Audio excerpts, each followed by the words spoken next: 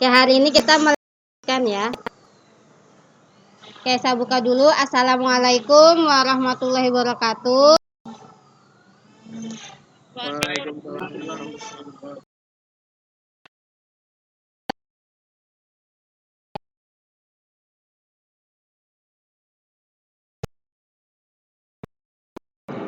Kita kelarkan dulu tentang UML ini ya. Jadi kemarin kita sudah belajar use case dan sudah belajar kelas diagram ya. Sebentar. Di dalam square yang mungkin waktu awal kita pembahasan UML ya, dia ini adalah tentang diagram urutan ya. Bedanya kalau activity itu menurun ke bawah, kalau square itu menyamping horizontal ya. Jadi dia urutan dimana nanti akan menjelaskan antara aktor ya, user, dengan sistem, dengan proses di dalam sistemnya sampai nanti menyimpan database-nya. Jadi kalau memang aplikasi itu nanti kesimpan ke dalam database, kita sebutkan apa nama database-nya atau mungkin tabelnya. Seperti itu. Ya, jadi dia itu menjelaskan interaksi ya, objek-objek secara terperinci. Nah, selain itu Squen ini juga akan menampilkan pesan. Nah, pesan ini seperti activity kemarin. Misalkan aktornya masukkan username dan password gitu. Mungkin kalau activity di dalam kotak gitu ya. Tapi kalau Squen itu message, pesan. Jadi nanti di garis tanahnya akan ada pesan. Pesannya itu apa perintahnya yang kita kirim ke dalam sistem. Seperti itu ya. Nah, dia prosesnya itu dari kiri ke kanan ya. Karena saya bilang horizontal. Nah, di dalam diagram Squen atau diagram urutan itu digunakan untuk menggambarkan ya langkah-langkah di mana nanti kalian itu akan mengetahui respon dari sistem itu ya, timbal baliknya apa sehingga menghasilkannya outputnya apa. Gitu. Contoh kayak kemarin kita login, kalian masuk ke form login, input username dan password. Kalau dia sukses, kita masuk, outputnya adalah ke menu utama. Nah, itu adalah outputnya atau dashboardnya. Gitu. Nah, main database di mana? Nah, database adalah pada saat kita input username dan password, itu kan ada cek ya. Kalau kita loginnya salah, pasti balik lagi ke form login. Nah, itu ada pengecekan table di situ ya, database apakah memang username dan password kita sudah tersimpan ke dalam database atau tidak. Kalau enggak, biasanya dia nolak terus. Ingat, Squen diagram ini berhubungan erat dengan use case ya. Jadi di mana satu use case diagram Squen sama seperti activity ya. Kalau kalian use case-nya yang buletannya itu ada 5, berarti ada 5 activity, ada 5 Squen. Ya, per Squen. Jadi nanti dilihat use case yang case pertama apa, case keduanya apa. Itu akan menjelaskan satu kesatuan gitu. Ada memang pernah sidang use case-nya dia buletannya ada 10, activity-nya ada 2. Squen-nya ada 3. Jadi nggak sinkron. Pas ditanya ternyata salah semua gitu ya, hati-hati. Jadi apa yang dia ceritakan di dalam activity dan Squen itu berbanding kebalik dengan use case yang dia buat, hati-hati. Jadi ingat, fokus. Kalau use case diagram kita ada berapa, ya kita jelaskan berapa kali kah use case yang kita buat itu Squen-nya dan activity-nya. Ingat, di dalam diagram Squen ini dia menampilkan interaksi antar objek ya, 2 dimensi.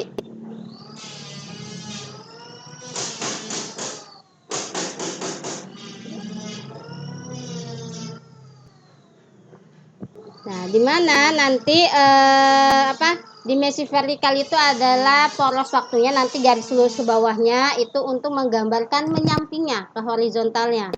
Jadi nanti vertikal horizontal ini semuanya ada di dalam Squen. Hati-hati. Jadi kalian untuk menjelaskannya jangan sampai terbalik ya.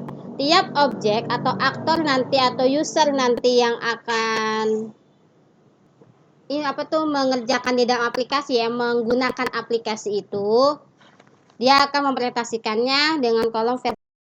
Nanti ada yang disebut lifeline, garis panjang ke bawah. Lalu nanti ada pesan, nah message ini. Nah pesan ini nih kayak activity diagram, misalkan masukkan username, password gitu kan, input, simpan. Nah itu adalah message-nya.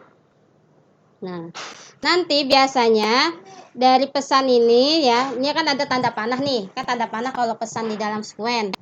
Nanti dari satu lifeline ke live yang itu tuh semua pasti ada pesannya, nggak boleh kosong, jangan garis gitu, nggak, beda ya.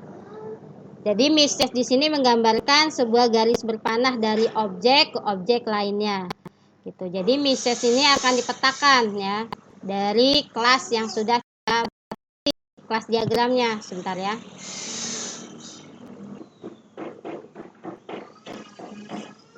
Tapi ingat ya, nanti di dalam Squen ini banyak sekali modelnya. Jadi nanti kalian kalau pakai model yang pertama, yaudah seterusnya Squen-nya gambarnya model seperti itu, jangan pelin-pelan. Karena ini model Squen diagram tergantung softwarenya ya, hati-hati. Jadi software nanti yang kalian gunakan itu simbolnya pakai yang mana dilihat di dalam Squen diagram tersebut. Kayak tujuan kita mengapa harus membuat Squen diagram, karena memang di dalam UML ya, apalagi kalau sudah OO berbasis object oriented, kita ini akan mengetahui urutan kejadian ya, sehingga nanti dia tahu outputnya itu kemana. Nah ini hati-hati, kayak kalian nih, misalkan waktu kalian mau nginput kehadiran ya di dalam sistem, kalian kan pasti pilih menu ini, klik hadir, selesai. Nanti kan data telah tersimpan, itu adalah output yang kalian inginkan. Oh, kehadirannya sudah tersimpan. Seperti itu ya. Jadi tujuan dari si Squen ini ya hampir mirip dengan activity diagram ya. Jadi kalian ini akan menggambarkan alur kerja ya setiap aktivitas, hanya beda simbolnya saja ya. Tuh, sehingga nanti kita akan tahu perilaku dari si objek ke objek mana. Gitu. Manfaat dari Squen ini, satu, pasti dia lebih mudah kalau memang kita sudah mahir ya. Jadi nanti kalian belajar, silahkan menggunakan aplikasi apa saja untuk menggambarkan UML ya. Dan dia ini lebih mudah dari dalam pemeliharaannya ya. Terus dalam memperbarui, kalau misalkan kalian ada perubahan nih cara kerja di aplikasi, kita bisa langsung edit di dalam gambar Squen-nya. Jadi orang tuh paham abis ini dia kemana lagi, kelihatan semuanya. Seperti activity diagram aja gitu. Nah di sini dia memikirkan rekayasanya bisa mundur atau maju. Nah maksudnya mundur, tanda panahnya apakah balik lagi, apakah ke samping, dan seterusnya. Nanti kita akan lihat contoh Squen diagramnya. Ya, di sini Squen ini juga bisa mempresentasikan atau menjelaskan message flow, ya, seperti flowchart gitulah, dari satu objek ke objek lainnya, ya. Dan dia ini untuk mengeksplor aplikasi atau sistem yang kita gunakan. Jadi kita tahu alur dari kegiatan si sistem ini. Jadi kita tuh meraba ke dalam codingan programnya, itu ada codingan apa di dalamnya, ada proses apakah di dalamnya, seperti itu. Oke, komponen atau elemen atau simbol-simbol yang digunakan di dalam Squen ini ada beberapa ya. Yang pertama ini aktor pastinya ya. Aktor ini bisa user ya, bisa orang, hati-hati. Jadi siapakah yang langsung terjun di dalam aplikasi tersebut. Nah, kita harus tahu.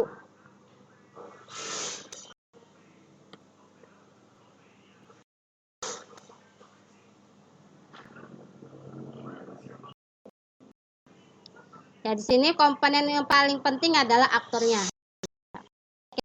Usernya atau siapakah orang yang akan menggunakan aplikasi tersebut. Ya, dia biasanya bisa menggunakan stick figure ataupun gambar orang, ataupun kayak gambar ya kerangka orang, kepala bulat, ada kaki, ada tangan, kayak apa tuh, kayak kita menggambar bebas aja gitu.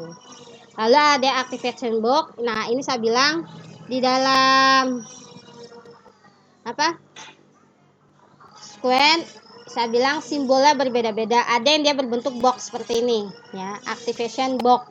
Jadi ini box ini adalah menjelaskan sistem dan proses yang dilakukan di dalam aplikasi tersebut seperti itu, sehingga nanti kita tahu nih, mungkin paling gampang kita menggunakan activation box ini ya untuk pada saat nanti kita skripsi kah, ada yang mungkin dosen nggak mau pakai ini gitu, karena nggak kelihatan mana yang proses aplikasinya, mana yang form aplikasinya, mana yang database-nya, nggak kelihatan simbolnya gitu. Mungkin rata-rata kebanyakan pakai yang activation box ini. Intinya sih penjelasannya harus sama dengan cara kerja aplikasi tersebut.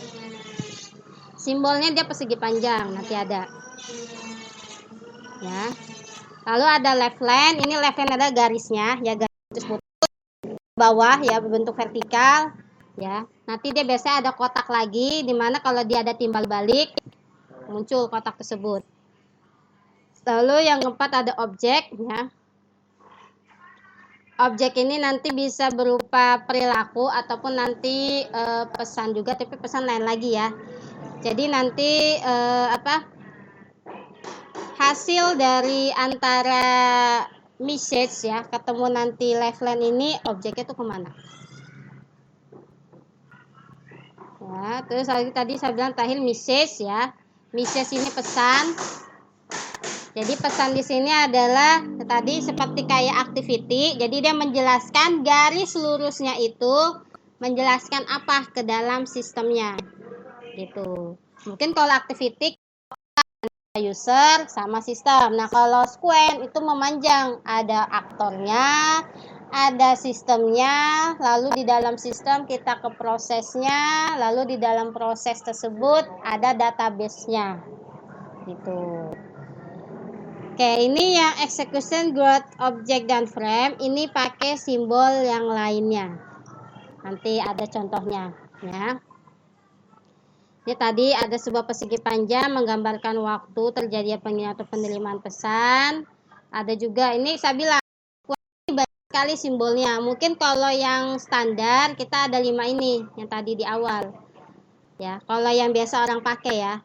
Tadi ada aktor, pakai yang activation-nya box, ada left line, ada object, dan message. Nah, kalau kita pakai yang WO, biasanya nanti ada yang disebut eksekusi, ada growth, ada object, ada frame. Ya. Oke, ini simbolnya. Simbol yang mungkin kebanyakan dosen minta seperti ini. Nggak pakai yang activation box. Hati-hati. Ya. Tadi aktornya gambarnya seperti ini. Ya, walaupun nanti ada yang menggambarkan kalau memang dia manusia gitu kan, gambar orangnya lah gitu, silakan. Tapi standar aktor kita gunakan simbol seperti ini ya. Siapakah pengguna yang memang berinteraksi langsung dengan sistemnya, misalkan pegawai ataupun kepala bagian atau dan lainnya.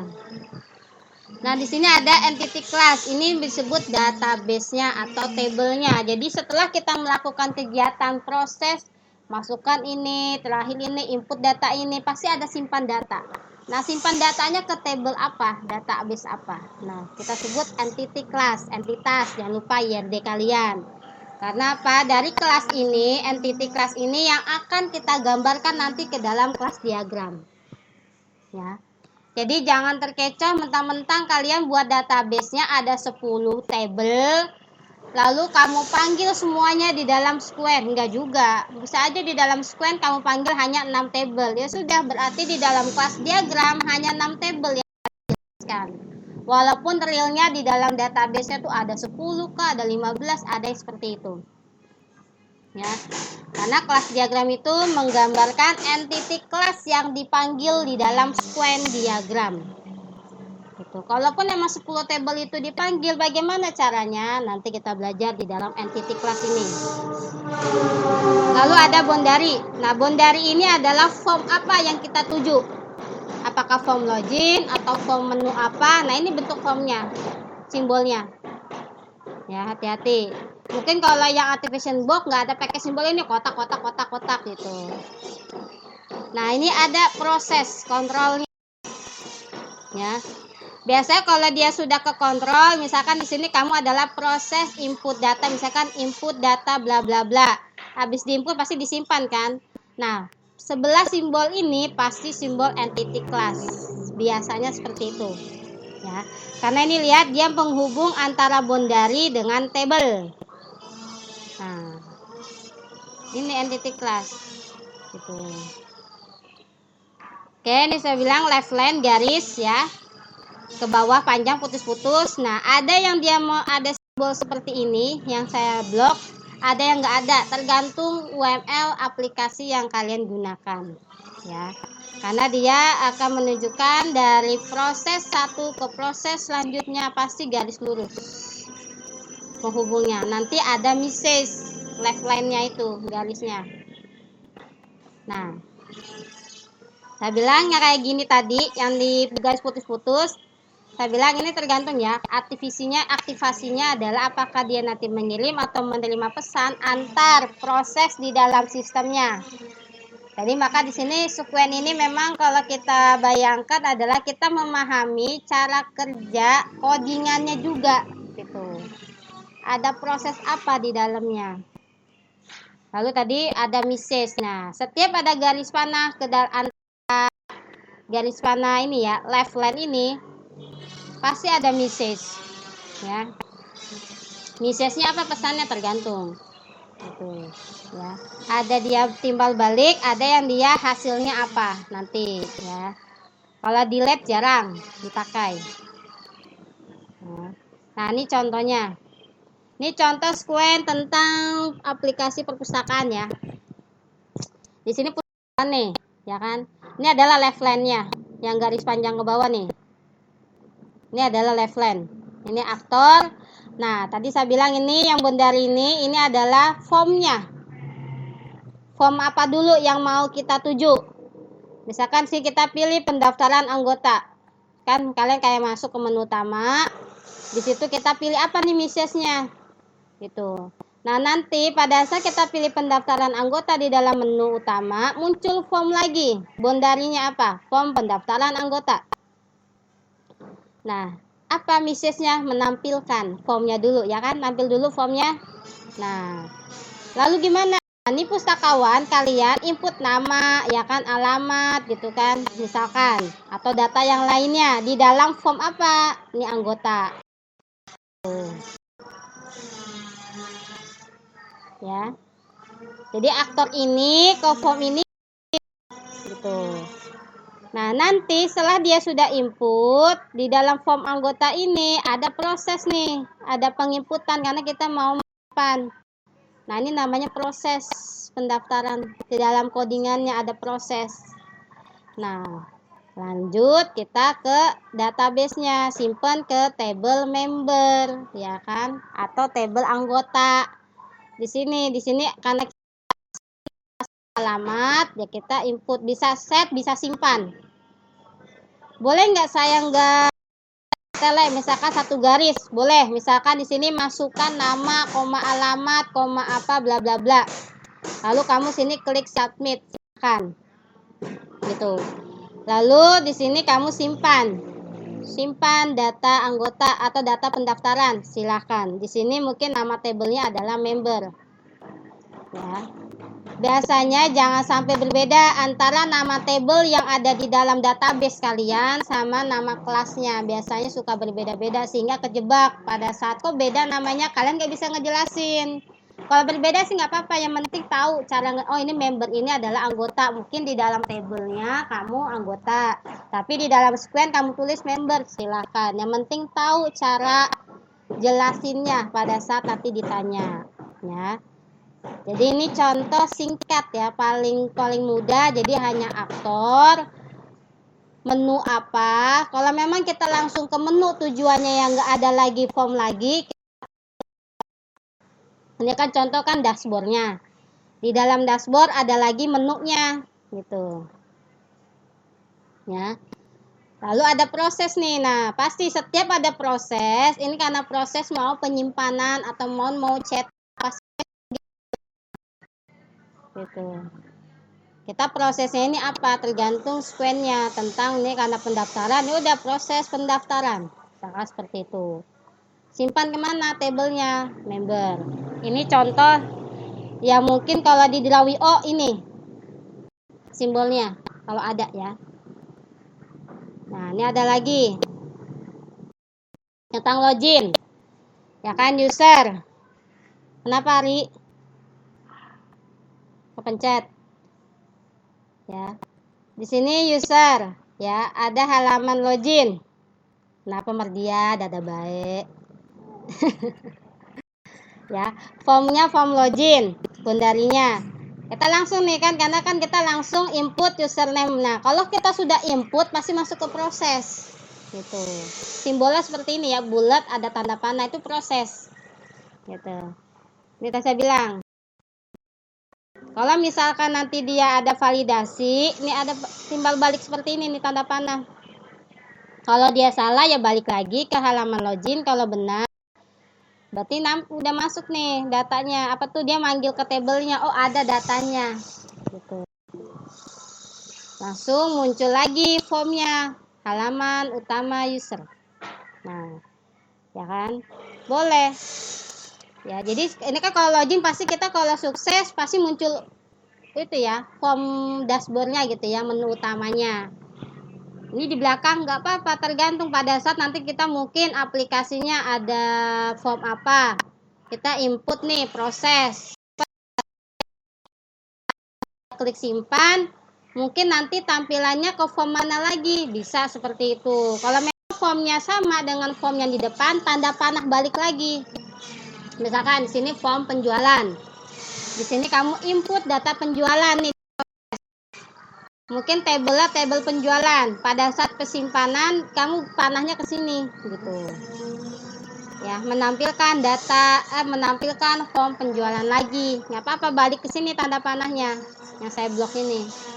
Itu kalau memang formnya berbeda, kita lagi bondarinya formnya. Ya. Sudah punya bayangan nggak square nih cara baca kalian? Gimana? Gimana yang lainnya? Sudah punya bayangan nggak cara menggambarkan square diagram? Ini versi pertama ya, versi yang nanti sering kalian pakai kalau kalian membuat skripsi. Tergantung dosennya. Gitu. Tapi harus paham ya, simbolnya ini simbol form ya. Ini simbol proses sebelum kita ke database. Nah, kalau memang dia sudah disimpan, tapi tampilan formnya beda, kita panggil lagi form apa bedanya. Kalau dia formnya sama, kita nggak usah ada form ini, balik lagi dari database ini ke form awalnya, silahkan. Ya, bisa seperti. Nah, ini saya bilang yang pakai activation box. Nah, biasanya saya kalau di sidang ada mungkin pro kontra ya antara dosen, kalau mungkin dia absinya nggak mau pakai simbol ini, ada yang seperti itu ya, karena saya tidak menyalahkan juga, jadi saya biasa saja kalau memang benar cara menjelaskan silahkan sama ya. Ini aktornya ya kan. Nah, aktivasi boxnya apa saja? Ini ada form login ya kan, ini adalah prosesnya, ini ada database-nya. Cuman di sini kejebak nih, ini database, sedangkan kita nggak tahu tabelnya apa. Lebih baik kita sebutkan nama tabelnya, ya.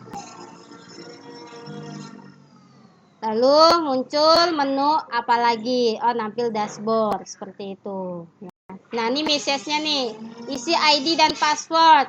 Nah ID dan password kita masuk, nanti masuk ke database data murid atau data siswa. Kalau dia valid, dia menampilkan dashboard. Kalau dia salah, balik lagi ke sistem, gitu. Ada pesan nih ke aktor ya. Hampir mirip aja, cuman kalau yang activation box mungkin saya bilang tadi tidak semua dosen menerima pakai simbol seperti ini. Gitu. Dia maunya pakai simbol yang tadi sebelumnya. Ya, ini lambang form, ini lambang proses sebelum ke database, ya ini database-nya apa atau nama tabelnya lah minimal. Gitu. Ya. Ya, ini penjelasan yang tadi, yang di atas ya. Aktor adalah mahasiswa, objeknya ada 4, ada login, sistem, database, dan dashboard. Ini objeknya. Ya, pertama-tama mahasiswa, ya kan, ketampilan login, masukkan ID dan password, lalu di sistem itu akan mengirimkan data ke dalam database. Ya. Lalu dalam database itu dia akan diperiksa. Kalau dia salah ya dia akan benar, langsung tampil dashboardnya. Seperti itu. Ya. Nah, ini contoh lain lagi yang tadi menggunakan activation box. Ya. Ini aktornya, ya kan. Lalu ada card leader, kan kita pernah kan kemarin bikin activity tentang ngambil duit. Gitu. Ya kan, ini ada ATM-nya, ya kan, mesin ATM-nya. Ini session-nya adalah yang ada di dalam proses ATM-nya, gitu kan. Ini konsul ini adalah mungkin ke dalam tabelnya untuk verifikasi gitu. Dan dia masuk ke menu transaksinya apa. Pilih menunya. Oke. Ini apalagi kalau buat laporan. Nah, biasanya kalau kita buat laporan, biasanya kan cuma cetak gitu kan, kayak kalian cetak HS. Ya kan, mau cetak atau kamu sudah nginput KKP nanti atau nginput pengajuan cuti. Biasanya kan nanti kamu nih user. Ini halaman cuti. Ya. Ingat, kalau kita di atas sudah membahas tentang login, nanti di square berikutnya, walaupun memang dia harus lewat loginnya nggak usah dijelaskan lagi, langsung masuk ke menu home-nya. Jadi tidak terlalu panjang, ya. Nanti cari mungkin menu KHS, ya kan, ini kan halaman laporan. Nanti kamu pilih semesternya, ya kan, proses. Nah, cetak itu dia pasti ngambil dari database KHS, table KHS gitu. Nah, sangat mudah ya kalau bikin squen. Yang penting jangan terlalu bertele-tele kalau kalian nanti buat aplikasi. Jangan terlalu banyak. Habis ini ke menu ini baru bisa nyimpen, bisa input data seperti itu. Ada yang kayak gitu ya.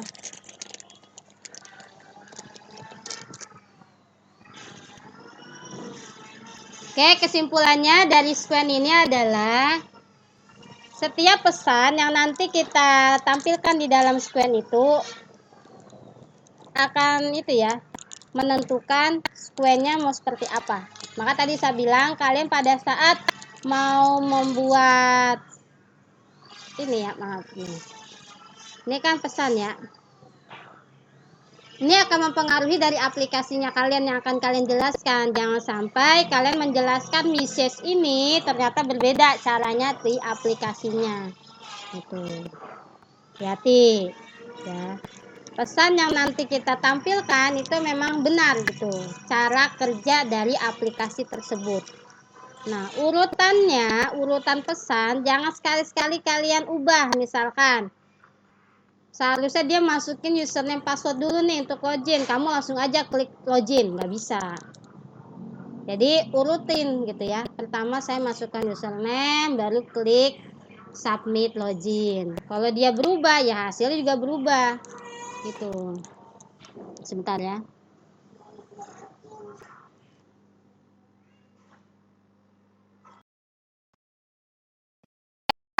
Semakin dia kita gambarkan kalau cerita aplikasinya kompleks, maka semakin banyak sekali garis yang akan terlibat antara sistem dengan objek yang lainnya ya.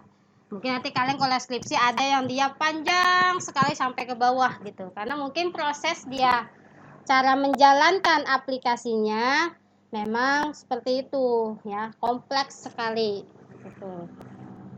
Mungkin kalau di sistem kalian si akad tidak terlalu ya. Mungkin kalau dosen ada yang kompleks gitu. Oke, itu tadi tentang squen. Sebelum ke kelas diagram, ada pertanyaan nggak? Sudah mulai ada bayang nggak? Ayo. Yang lainnya gimana? Lanjut, apa udah paham nih penggambaran squen? Sebelum saya kelas diagram nih terakhir. Ayo ngomong. Lanjut. Ya. Oke, yang terakhir yang kita gambarkan adalah kelas diagram. Walaupun memang ada 9, kita cukup 4 saja ya yang kita gambarkan. Oke, yang kita ketahui, yang kita udah pelajari bersama yang sebelumnya, ingat kelas diagram ini adalah bentuk struktur pada model UML pastinya. Karena dia menggambarkan atribut, berarti sudah memanggil field-nya ataupun tabelnya gitu ya. Jadi nanti akan lihat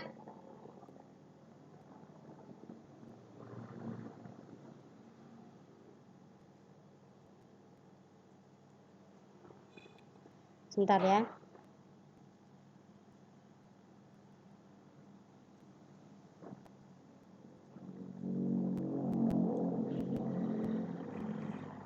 Jadi nanti hasil kelas diagram ini adalah output dari database atau tabel yang ada di dalam square diagram. Ya.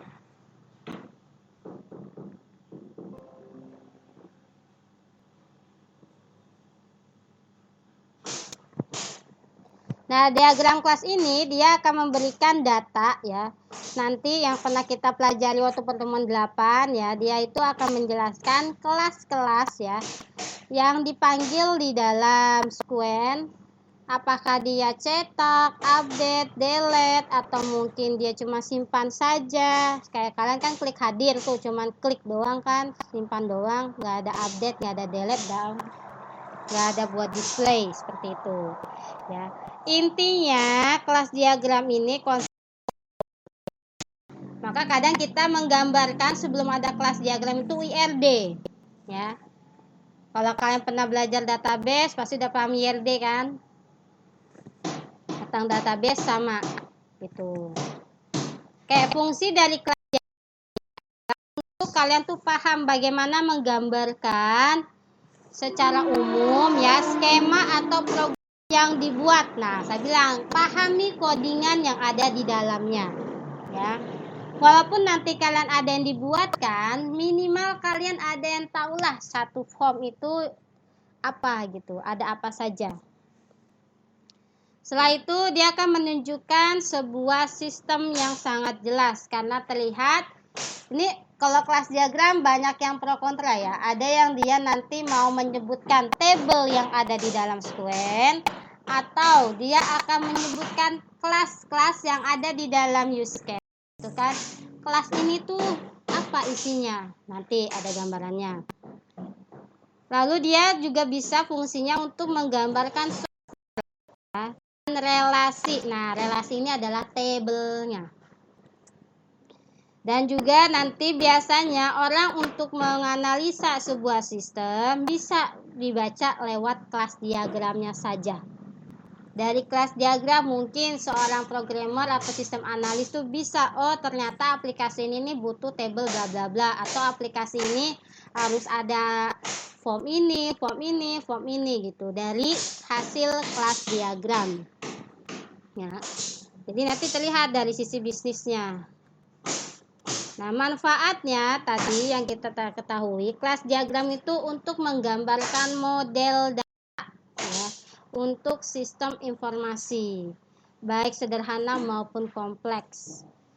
Ya, nah nanti kalian tugas kelompoknya cari yang database-nya sedikit tabelnya. Jangan terlalu riuh. Nanti kalian kejebak pada saat presentasi.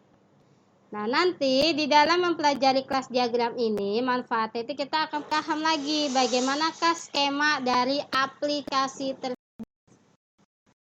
Ya. Skema ini adalah caranya apa saja yang ada di dalam aplikasinya. Lalu di dalam kelas diagram ini adalah dia bisa menyatakan secara visual apa saja informasi yang akan tersimpan di dalam kelas diagram tersebut. Tadi saya bilang, dalam tabel ini kita hanya bisa input saja untuk kita sebagai user. Atau tabel ini bisa hanya untuk display, cuma bisa lihat, nggak bisa di-input, edit, delete. Jadi kita tuh cuma bisa melihat. Contoh apa? Kayak kamu ngisi FRS, gitu kan. Kamu buka semester 2 atau semester 4 atau nanti semester 5, 6, gitu. Udah, emang kita bisa ngapus mata kuliah yang udah disetting oleh apa? Sistem enggak. Jadi kita hanya display minyak. Bela. Ya udah. Nanti kita giat. Lalu di dalam kelas diagram ini kita juga akan melihat ya kode-kode mana yang dia primary key, mana yang foreign key, dan ada juga one to many. Yang sambil mirip, maka saya bilang sebelum ada kelas diagram, itu gengnya Mardia ya. Sebelum ada kelas diagram, itu IRD, cara orang menggambarkan table-tablenya gitu. Ya. Terakhir di dalam kelas diagram itu akan menggambarkan implementasi independen. Jadi siapakah yang ketergantungan? Nah, saya bilang tadi primary key dan foreign key terlihat di dalam kelas diagram. Hati-hati. Nah, simbolnya di dalam kelas diagram itu tadi ada garis lurus, ada neri, ada kelas, collaboration, ya, dependensi, itu ada asosiasi. Nah, ini contohnya. Ya. Ini yang nanti akan menghubungkan one to many-nya. Gitu ya, hubungan antara kelas 1 dengan kelas yang lainnya atau antara table 1 dengan table lainnya gitu kan. Nah, di sini adalah seperti apa? 10 gitu ya. Cuma nih jarang ada yang menggunakan. Kayak lambang kelas ini seperti kotak. Jadi yang atas ini adalah untuk nama tabelnya, bawah ini untuk nama fill-fillnya. Nanti ada lagi di bawahnya itu actionnya ini apa? Apakah dia input, apa edit, atau delete, atau display gitu kan, atau get doang. Lalu collaboration ya, ini jarang dipakai ya. Ada deskripsi dari urutan aksi-aksinya dari setiap aktor. Ini jarang dipakai dalam kelas diagram. Gitu. Ada realization dan ada dependency contohnya ya. Nah, biasanya yang kita pakai adalah generalization atau asosiasi, sama aja nih garis lurusnya. Ya udah. Betul. Ya. Nah, ini konsep kelas diagram ya. Saya bilang ini ada nama kelasnya. Saya bilang atau nama tabelnya. Lalu ini field-nya atau atributnya. Tipe datanya silakan, nggak pakai tipe datanya juga nggak apa-apa. Nah, ini metode atau operasinya nih. Apakah dia get, bisa save, input, atau delete, update, atau display, tergantung. Ya, ini get ini misalkan di dalam table ini ya. Field yang kita input di dalam aplikasi yang Squen itu ya kan, kita input apa bla bla bla. Jadi misalkan nih kamu ada table kayak login nih, kan tuh ada mungkin ada kode username, ada password, mungkin ada lagi apa. Tetapi yang kita input apa? Hanya username, password. Udah titik sini username, password. Walaupun secara fieldnya tuh banyak gitu. Misalkan mahasiswa ya, pada saat kamu input KRS, apa yang diinput? Cuman NPM, semester, kode mata kuliah. Padahal di situ ada nama mata kuliah. Di dalam aplikasi itu nggak usah. Jadi kita fokus yang kita input di dalam aplikasinya tuh apa saja atributnya. Jadi tidak menjelaskan semua field yang ada kamu bikin table, enggak. Ya. Itulah kelas diagram. Lalu apa operasinya? Gitu. Hasilnya apa di dalam kita sudah input data ini ya kan, input field ini, atribut ini, apa hasilnya? Oh, dia langsung menghasilkan get order misalkan. Langsung ada cetakan, print, misalkan seperti itu. Nah, ini contohnya. Ada dua contohnya ya. Tadi saya bilang ada yang dia nama table, nama field-fieldnya, atau nama table ada tipe datanya, fieldnya. Silahkan pakai cara yang mana, rata-rata gitu ya. Nah, ini contohnya. Ini tentang bank ya. Pada saat kita mau transfer gitu kan. Sebentar.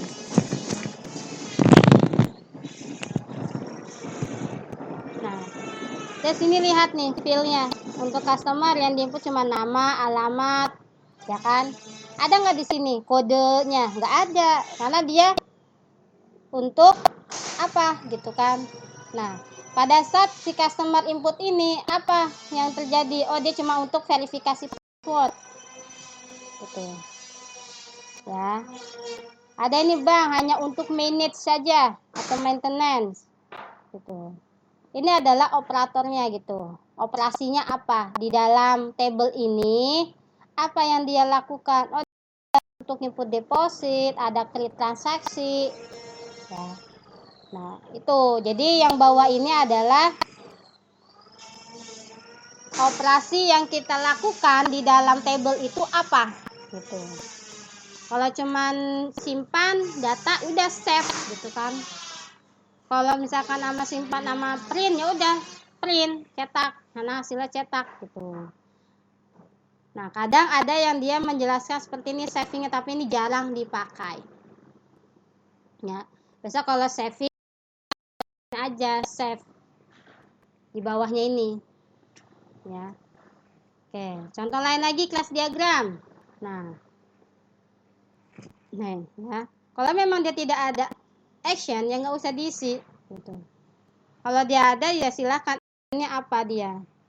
Misalkan manajer pada saat dia input nama, ID, telepon, dan lokasi, apa action yang nanti bisa dia lakukan? Menginput purchase atau melihat recordnya, atau nanti dia akan memanage staffnya seperti itu. Untuk save, ada nama, ID, lokasi, apa operator yang dia akan lakukan? Dia akan menginput take order gitu ya. Jadi kalau di dalam kelas diagram itu ada nama kelasnya atau bisa juga entitasnya, ada filenya, mau pakai tipe data enggak juga enggak apa-apa, ada actionnya atau operasinya itu, dan ada hubungan one to many-nya ya.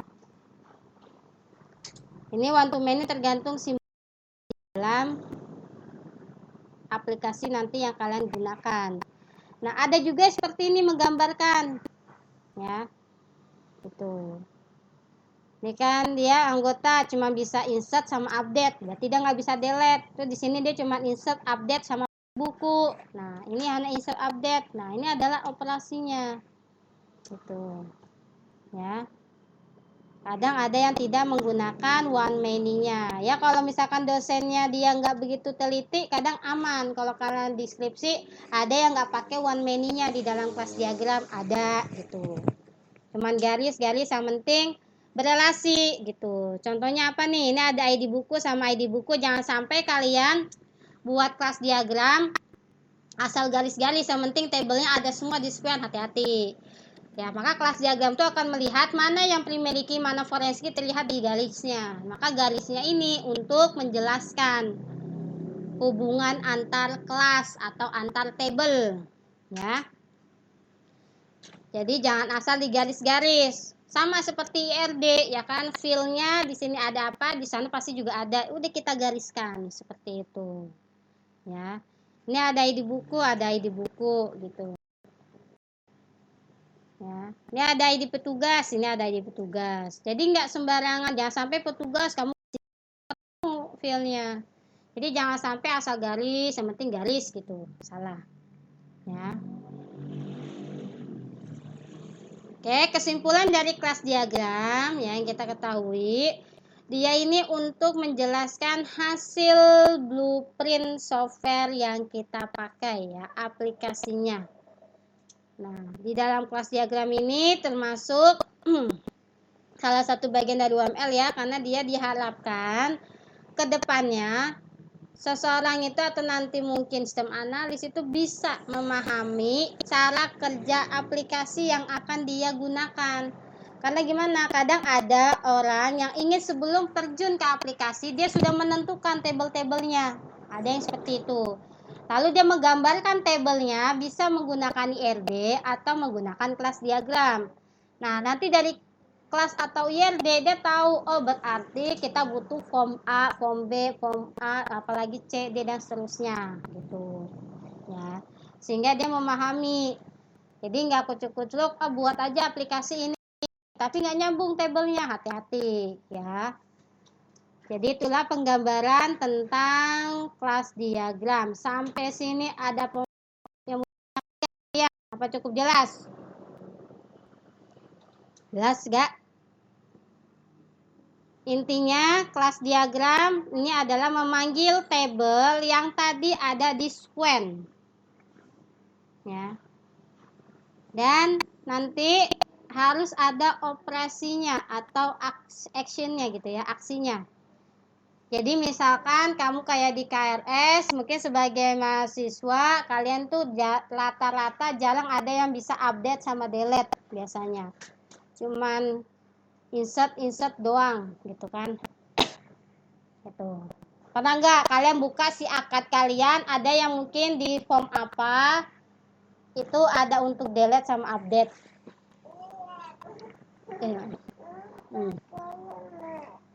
Oke, ada pertanyaan nggak?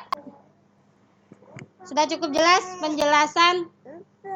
Ya, penjelasan tentang kelas diagram sama sequen diagram?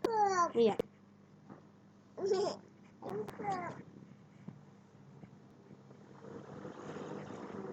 Gimana yang lainnya? Sudah paham apa saya? Apa Vito? Bu, untuk studi kasus berarti bebas ya, Bu? Bebas. Dari mana aja? Bebas. Mau kamu lihat dari jurnal, tapi ingat SS aplikasinya. Jurnal kadang tidak semuanya ada gitu. Tapi saran saya silakan deskripsi, nggak harus tentang sistem informasi, boleh kamu tentang SPK, silakan, kayak pengambilan keputusan gitu kan, silakan tentang data mini.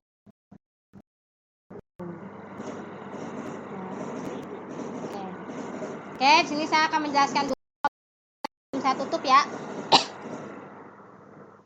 Oke, di sini mungkin ada 5 bab, tapi di lewat 5 bab itu kalian tetap ada cover, ya kan? Ada kata pengantar sama daftar isi, itu harus ada.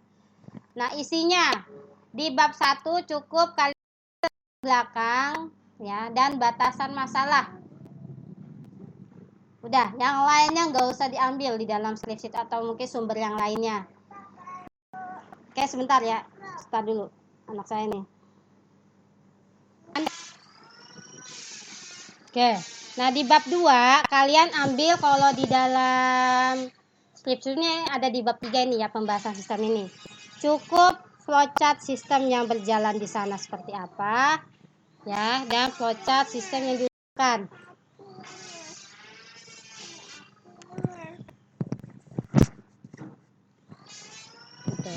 Nah, kalau sistem pengambilan keputusan SPK mungkin yang ini nggak ada ya. Biasa dia cuma deskripsi saja, kalian buat flowchartnya. Hanya cerita manualnya seperti apa ya, atau mungkin bisa salah satu sajalah, kalian silakan yang di dalam skripsi atau mungkin sumber lain. Intinya sebelum kamu bahas UML, kamu jelaskan dulu flowchart. Ini biasa bisa berbentuk flowchart, bisa berbentuk activity. Ya, ini secara global. Ya, jadi nanti akan terlihat aktor-aktor siapa saja. Ini belum masuk ke sistem yang penyimpanan database di mana dan seterusnya.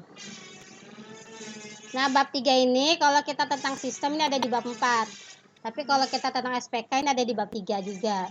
Ya. Use case seperti apa, activity-nya, sequence-nya. Ingat ya. Sama. Tergantung di dalam use case ini ada berapa buletan gitu. Ya. Nah, kelas diagram ini sesuai nanti tabel yang kalian ambil dari sequen, tabelnya apa saja. Dan hati-hati di, karena mungkin di sequen tabelnya dipanggil cuma 5, pas di kelas diagram ada 10. Ya. Ambil lagi, kalian tuh satu kelompok banyak, jadi bagi-bagi tugas. Nah, struktur tabel ini sesuai dengan tabel yang ada di kelas diagram. Ya. Jadi abaikan kalau misalkan kamu lihat skripsi kelas diagramnya 5, pas lihat tabelnya ada 10, ada yang seperti itu. Ya, melebihi, seharusnya tidak. Jadi kita fokus yang kita ada di kelas diagram tuh ada berapa tabel, udah itu aja struktur tabelnya. Seperti itu. Lalu di bab 4 ini tampilan screenshot aplikasinya. Kalau memang dia ada login ya SS login. Ini form input A, ini form input apa, ini input apa juga. Udah sampai dia cetak. Gitu. Nah, ini tinggal ngambil dari di sananya kesimpulan sarannya, silakan. Mau bikin sendiri juga silakan. Nah, daftar pustaka ini pasti cuma satu. Kamu sumbernya ngambil skripsinya siapa? Sebutkan judulnya apa, nama mahasiswanya apa, jurusannya, entah kamu mau ngambil TI, SI silahkan, mau MI pun silahkan. Ya, yang D3. Ya. Lalu catat nama pembimbing 1 sama pembimbing 2-nya. Ya. Tuh, daftar pustaka isinya ya. Jadi, judulnya, nama mahasiswanya, jurusannya, lalu nama pembimbing 1 dan pembimbing kedua.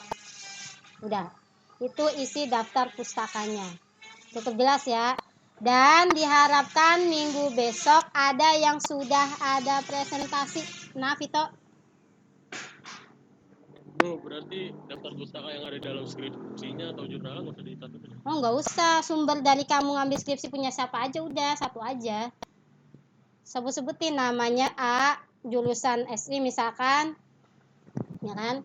Tadi pembimbing 1, pembimbing kedua gitu. Tapi jangan lupa nama judulnya, judul skripsinya ya.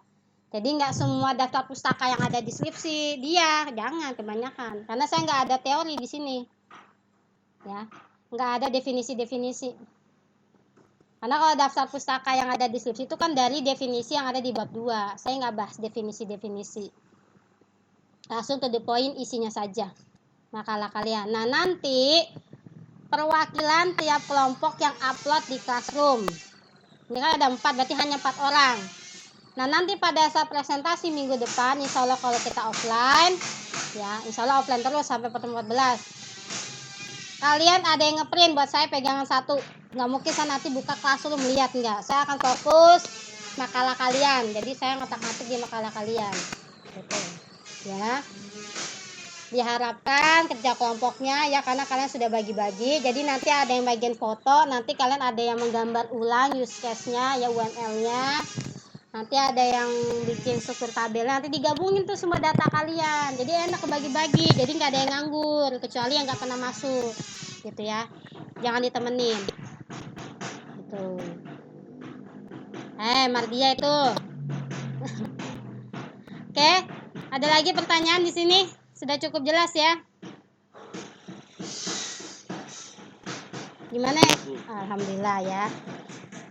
Oke, nanti kalau misalkan ada kendala atau apapun silakan japri ya, ditanyakan di grup nggak apa-apa ya, diskusi bersama-sama ya. Intinya kalian satu kelompok, kerja timnya harus kompak gitu. Jangan sampai mengandalkan seseorang yang dia kerjakan dia juga gitu. Karena nanti pertanyaan apa pada saat saya menanyakan kalian, pertanyaannya adalah saya tes satu-satu gitu. Jadi kelihatan apakah memang yang ngerjain bersama-sama atau mungkin ngandelin orang. Nah, seperti itu. Ya.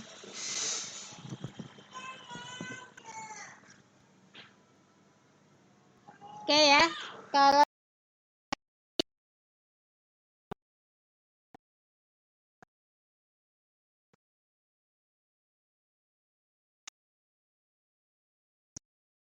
ya, saya tutup. Assalamualaikum warahmatullahi wabarakatuh. Semuanya ya.